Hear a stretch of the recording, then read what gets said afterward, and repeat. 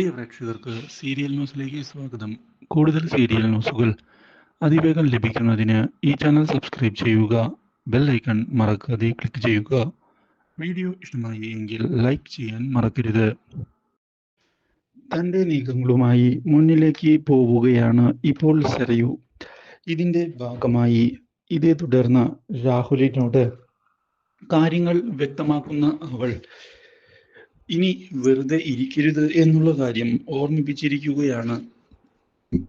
അച്ഛൻ്റെ ഈ അവസ്ഥയ്ക്ക് കാരണം കല്യാണിയും കിരണും അവരുടെ കുടുംബവുമാണ്. അവരെ തിരിച്ചടിക്കുന്നതിന് വേണ്ടി നമ്മൾ ഇനി മുന്നിലേക്ക് പോവുക തന്നെ വേണം. ആ വിക്രമിനെയും കൂട്ടരെയും കൂടെ നിർത്തുകയും ചെയ്യണം. ഇത് കേട്ടതിനെ തുടർന്ന് അതിനുള്ള നീക്കം ഞാനും ആരംഭിക്കുന്നുണ്ട്.